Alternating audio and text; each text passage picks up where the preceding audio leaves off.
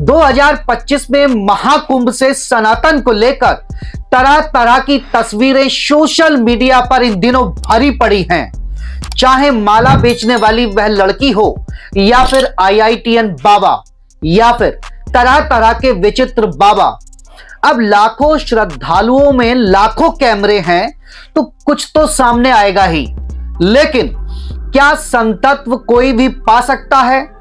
सिर्फ चोला धारण करने से ही आप संत नहीं हो सकते। संतत्व धारण करने के लिए सालों की तपस्या होती है। तमाम तरह के जो इस वक्त रीलें सामने आ रही हैं, इस पर और खासकर ममता कुलकर्णी पर बाबा रामदेव ने यह कहा है। दोस्तों, बॉलीवुड अभिनेत्री ममता कुलकर्णी ने प्रयागराज महाकुंभ में पहुंचकर संगम में आस्था की डुबकी लगाई और गृहस्थ जीवन से संन्यास लेने की घोषणा कर दी। आचार्य महामंडलेश्वर लक्ष्मी नारायण त्रिपाठी की अगुवाई में उनका पट्टाभिषेक हुआ। इस दौरान वह गंगा में डुबकी लगाते नजर आईं और गंगा के तट पर उन्होंने अपना पिंडदान भी किया। किन्नर अखाड़े में वैदिक मंत्रोच्चारण के बीच महामंडलेश्वर के रूप में उनका पट्टाभिषेक किया गया, जिसके बाद उनका नाम बदलकर श्राया माई ममता नंदगिरी रख दिया गया।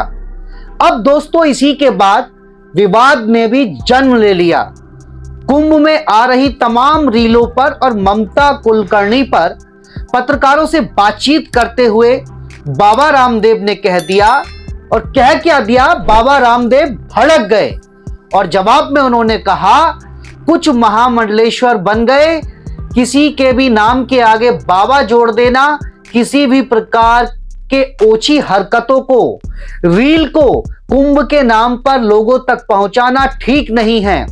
असली कुंभ यह है कि जहां मनुष्यता से देवत्व में, ऋषित्व में, ब्रह्मत्व में आरोहण पाया जाता है। एक है सनातन को महसूस करना, सनातन को जीना और सनातन को बढ़ाना। एक है मात्र सनातन के नाम पर कुछ छिछोरे शब्द कह देना। इतना सनातन नहीं है। सनातन तो वह शाश्वत सत्य है जिसे झुटलाया नहीं जा सकता। दोस्तों, जब पत्रकारों ने ममता कुलकर्णी का नाम लेकर कहा तो बाबा राम झटपटा गए और उन्होंने कह दिया, एक दिन में कोई संतत्व को उपलब्ध नहीं हो सकता, उसके लिए वर्षों की साधना लगती है। हम लोगों व इस साधुता को पाने में 50-50 वर्षों का तप लगा है। इसको संतत्व कहते हैं। हालांकि दोस्तों, कई लोग बाबा रामदेव को संत नहीं कहते, उन्हें कारोबारी भी कहते हैं, उन्हें सेठ कहते हैं, क्योंकि वो लगातार कारोबार करते हैं, अपने प्रोडक्ट बेचते हैं। लेकिन ममता कुलकर्णी पर आगे वह कहते हैं कि इसको संतत्व कहते हैं, जो उन्होंने बताया, और साधु होना बड़ी बात है, महामंडलेश्वर होना तो बहुत बड़ा तत्व है। और इन्होंने आगे क्या कहा बाबा रामदेव ने कि मैं आजकल देख रहा हूं कि किसी भी व्यक्ति की मुंडी पकड़कर महामंडलेश्वर बना दिया। ऐसा नहीं होना चाहिए। तो दोस्तों, ममता कुलकर्णी के महामंडलेश्वर बनने के बाद वह बाबा रामदेव अपनी टिप्पणी दे रहे हैं, जिनको कारोबारी भी कहा जाता है।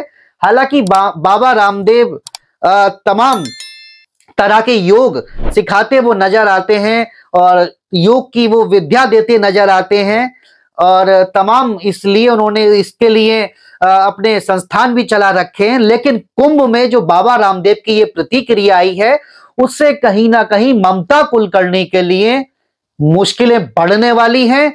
और इतना ही नहीं कि बाबा रामदेव ने ममता कुलकर्णी के लिए, जो ममता कुलकर्णी का विरोध किया है, दोस्तों, ममता कुलकर्णी को लेकर, महामंडलेश्वर उनको बनाए जाने को लेकर किन्नर अखाड़ा की महामंडलेश्वर हिमांगी सखी ने भी सवाल उठाए हैं कि जब किन्नर अखाड़ा किन्नरों के लिए है तो एक स्त्री को महामंडलेश्वर क्यों बनाया गया? अगर इसी तरह हर वर्ग को महामंडलेश्वर बनाना है तो फिर अखाड़े का नाम किन्नर क्यों रखा गया है? अब सवाल यह उठता है कि क्या बढ़ते विरोध के बीच ममता कुलकर्णी को किन्नर अखाड़ा छोड़ना पड़ेगा? दोस्तों, इस पर आप हमें अपनी राय कमेंट्स बॉक्स में दे सकते हैं और वीडियो अच्छा लगा हो तो लाइक और शेयर करना ना भूलें और चैनल को सब्सक्राइब, ताकि सच्ची और सटीक खबरें आप तक पहुंचती रहें। नमस्कार।